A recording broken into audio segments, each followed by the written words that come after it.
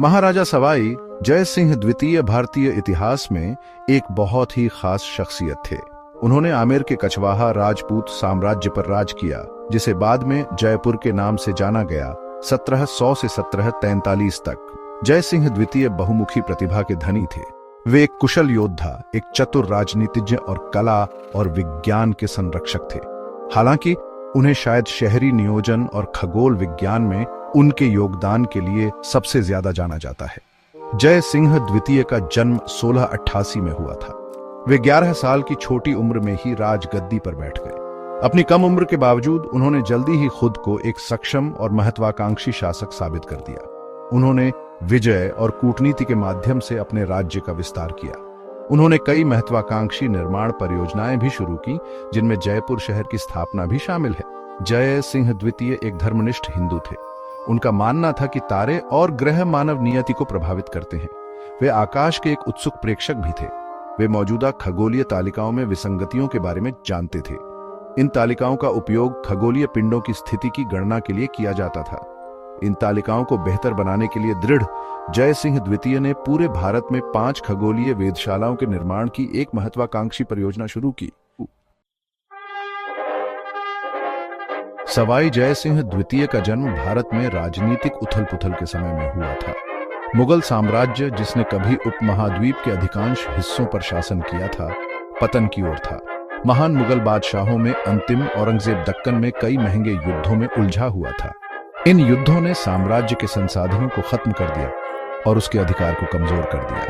मुगल साम्राज्य के सामने आने वाली चुनौतियों के बावजूद जय सिंह द्वितीय का प्रारंभिक शासनकाल सापेक्ष शांति और समृद्धि से चिह्नित था।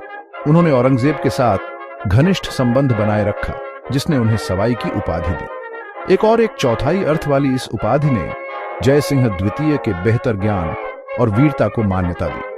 उन्हें 2 झंडे फहराने का भी अधिकार मिला, जो उनकी बढ़ी हुई प्रतिष्ठा का प्रतीक था। 1707 में औरंगजेब की मृत्यु के बाद मुगल साम्राज्य अराजकता में उतर गया। कमजोर बादशाहों की एक श्रृंखला ने राजगद्दी संभाली। वे साम्राज्य को विखंडित होने से रोकने में असमर्थ थे।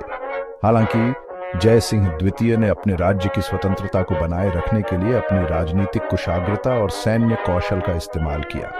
उन्होंने मुगल दरबार में एक महत्वपूर्ण भूमिका निभाई, अक्सर प्रतिद्वंद्वी गुटों के बीच मध्यस्थ के रूप में कार्य किया। 1727 में जय सिंह द्वितीय ने अपनी राजधानी आमेर से एक नए शहर में स्थानांतरित करने का फैसला किया। यह नया शहर जयपुर बनेगा। इस फैसले के कई कारण थे। पहाड़ी और जंगली इलाके में स्थित आमेर में बहुत ज्यादा भीड़ हो गई थी। इसमें आगे विस्तार के लिए जगह की कमी थी। जय सिंह द्वितीय एक ऐसा शहर भी बनाना चाहते थे जो एक आधुनिक और महानगरीय राजधानी के उनके दृष्टिकोण को दर्शाता हो। जयपुर को वास्तुशास्त्र, वास्तुकला और शहरी नियोजन के एक प्राचीन भारतीय विज्ञान के सिद्धांतों के अनुसार डिजाइन किया गया था। शहर को एक ग्रिड पैटर्न में बनाया गया था, जिसमें चौड़ी सड़कें समकोण पर एक दूसरे को काटती थी।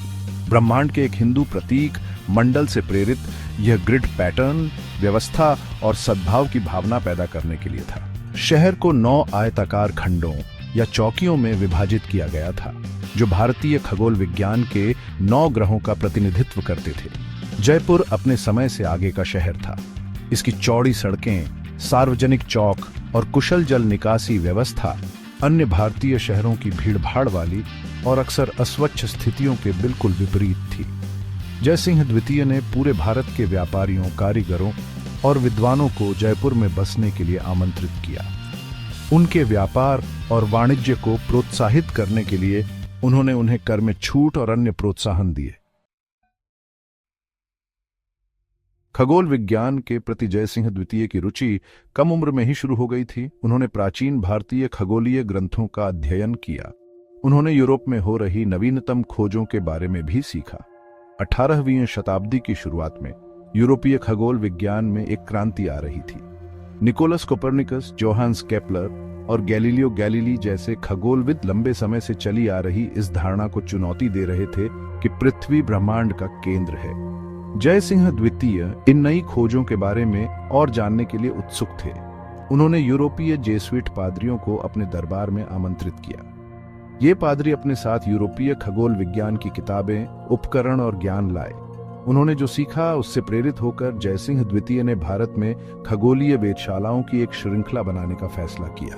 उनका मानना था कि ये वेधशालाएं भारतीय खगोलविदों को आकाश का अधिक सटीक अवलोकन करने की अनुमति देंगी। वे खगोल विज्ञान की प्राचीन भारतीय परंपरा को पुनर्जीवित करने में भी मदद करेंगे। 1724 और 1734 के बीच जयसिंह द्वितीय ने 5 जंतर मंत्र वेधशालाओं का निर्माण किया। वे दिल्ली, जयपुर, उज्जैन, वाराणसी और मथुरा में स्थित थी। इन वेधशालाओं में बड़े पैमाने पर खगोलीय उपकरणों का एक अनूठा संग्रह था, जिसे सूर्य, चंद्रमा, तारों और ग्रहों की स्थिति का सटीक माप करने के लिए डिजाइन किया गया था।